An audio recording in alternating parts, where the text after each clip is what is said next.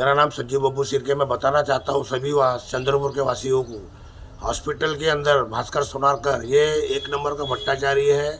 और हमारी बदली यानी मेरी बदली और हमारे कर्मचारी की बदली इसने सीएस को बता के जानबूझ के हमारी बदली कराया है। और आया जब से वर्गों की धमकी देते रहता हमारे कर्मचारी के ऊपर, और जातिवाद करने का फैसला ये आया जब से 8-9 साल से कर रहा है।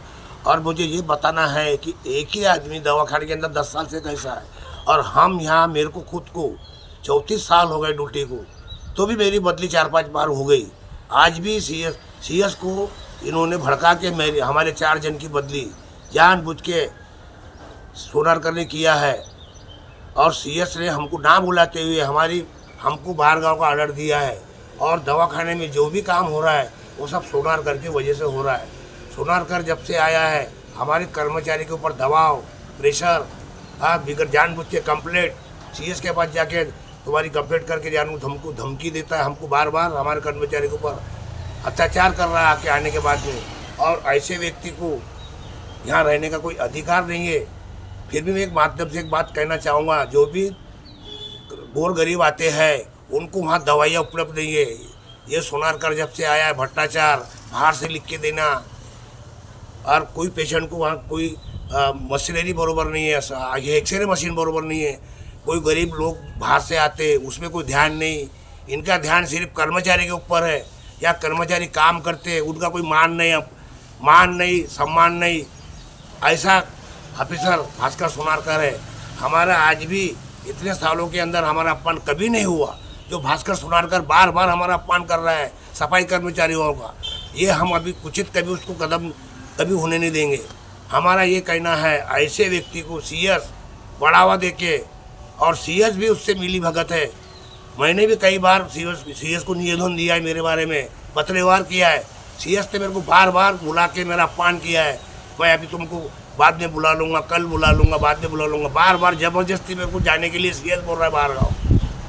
सीएस बोल रहा है कि बाहर गाँव जाओ। मैं बोल रहा मेरे को जाना नहीं है, मेरी माता जी की तबीयत ख़राब है, मेरी मिसेज की तबीयत ख़राब है, मेरा बच्चा बाहर गाँव जाता सर, मेरा जाना नहीं होता।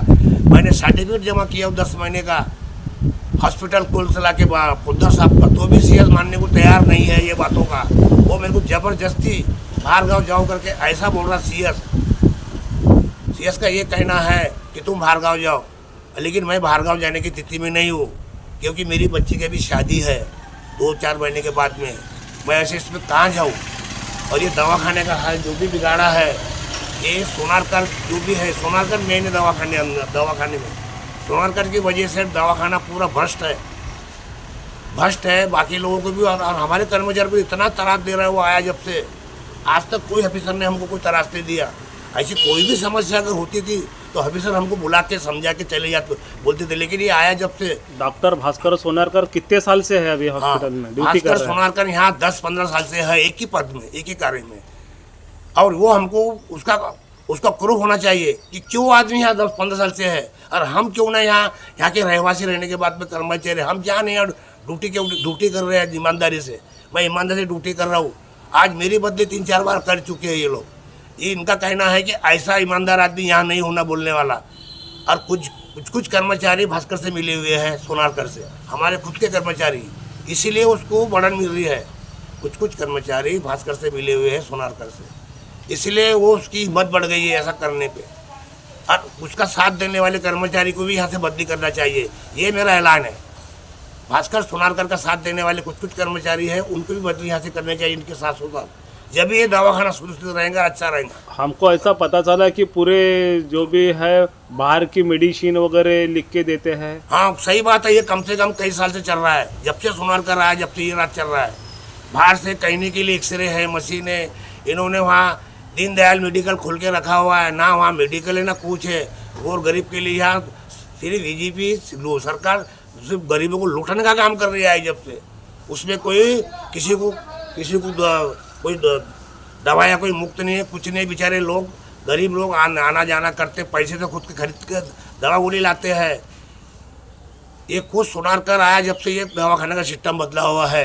ये अभी सोनारकर के बाद आपका क्या कहना है? मैं तो ये बोलूँगा कि ऐसे लोगों को जो सफाई कर्मचारी के ऊपर बदले की भावना रखता है, जातिवादी पे ना करता, ऐसे आदमी को रहने का कोई अधिकार नहीं है। मैं ऐलान करता हूँ।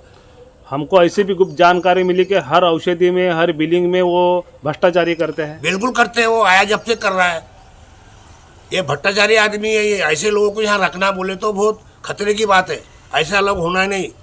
ये मैं नहीं, पूरा पूरा दवाखाना का स्टाफ कर्मचारी बोल रहा कि ऐसा आदमी होना नहीं। आपने कितने साल ड्यूटी किए है? मैंने रेगुलर ड्यूटी 34 साल कर चुका हूँ मैं।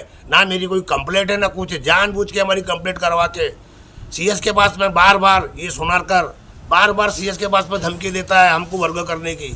ये आया जब से हमारा दवाखाने का पूरा सिस्टम बिगड़ के रखा है। हमको दबा के रखता है, हमको धमकी देता है बार बार पूरे कर्मचारी उनको। हमारे कर्मचारी देखो तुम बाहर का ड्यूटी कर रहे हैं, हाँ सुनारकर के वजह कर रहे हैं। हमारे कर्मचारी पर अन्याय कर रहा है ये आया जब से। ऐसे आदमी को रहना रखना बोले दवाखाने के अंदर उचित नहीं है। यानी आपका कहना है क्या सोनारकर और सीएस साहब चिंचोले ये दोनों मिलके हैं? हाँ, और एक बात बोलना चाहूँगा, ये सोनारकर और सीएस ये दोनों मिले हुए हैं। ये दोनों मिली भगत है दोनों की। ये मैं कहना स्पष्ट करना चाहता हूँ। ये इनके सोनारकर ने इनके कहने पे सोनारकर चल रहा है। और भ्रष्टाचारी कितने कर रहे हो? भ्रष्टाचार की तो बात ही मत करो। सोनारकर भ्रष्टाचार में लिपित है।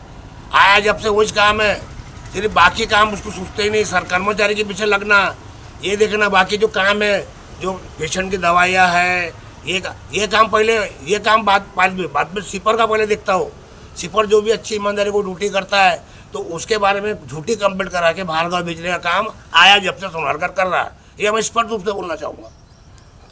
और ऐसे आदमी को दवाखाने के अंदर रखना बोलते। और एक बात और बोलना चाहूँगा, ये इसलिए इसको ये हमेशा बोलता है दवाखाने के अंदर कि मेरा ससुरा शाम कूड़े ससुरा है, जब तक मेरा कोई कुछ नहीं कर सकता। ये बार बार बोलता है। ये बीजेपी का आदमी रहने का तो बीजेपी पे धमकी देता है कि मेरा कोई कुछ नहीं कर सकता।